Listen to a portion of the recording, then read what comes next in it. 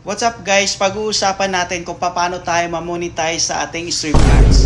Well, majority po ngayon na nag-a-apply ay laging rejected. Alam niyo po kung bakit? Dahil mayroon tayong monetization policy issue. Ibig sabihin, hindi tayo nakapag-comply sa monetization policy ni Meta kaya na disapprove yung ating in-stream ads. So, isa doon sa mga dahilan guys ay yung ginagamit natin na background music, which is kumukuha tayo ng hindi galing sa Facebook Creator Studio. Yun po yung isa sa mga nagkukos ng copyright issue kaya hindi tayo na-approve. May mga copyright kasi na hindi lumalabas sa support inbox.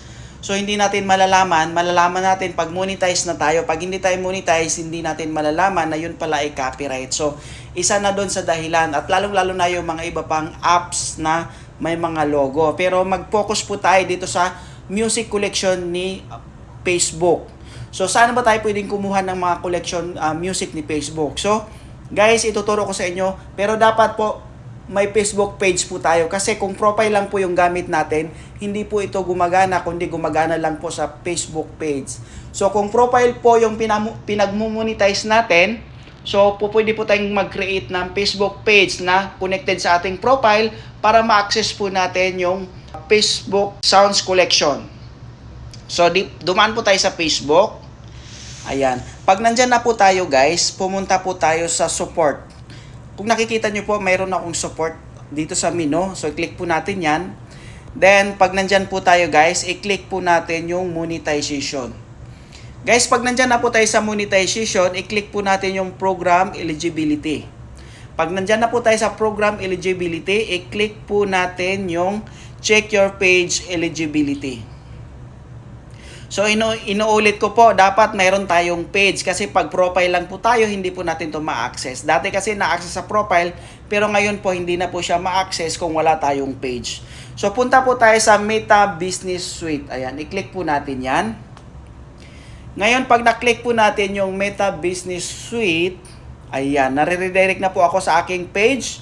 Ngayon, i-click po natin yung All Tools, yung tatlong guhit sa baba. Ayan, i-click po natin yan. So, ayan na guys, nare-redirect na po ako doon sa lahat ng tools na mayroon. Ayan, kung nakikita nyo po yung pangalawang line, yung pinakababa, Sounds Collection po yan. So, i-click po natin ito. Hindi po siya nakikita eh. I-click po natin. Basta yung pinakamababa po yan. Ayan. So guys, ayan po yung Sounds Collection ni Facebook. Pwede po kayong mamili dyan. Lahat po ng background na gusto nyo, nandyan po. At pwede nyo pong gamitin sa inyong mga video o sa inyong reels. 100% po, wala pong copyright. Kung may copyright po yan, sharing revenue po yung mangyayari. So, hindi nyo po kailangang i-delete or i-delete yung video dahil copyright match music.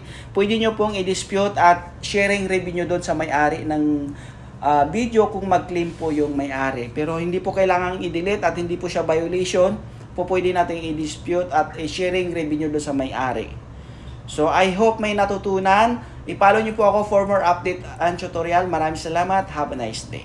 Guys, if you're new to this channel, don't forget to subscribe, like, share my videos and click the bell button, so that you're updated for my latest videos.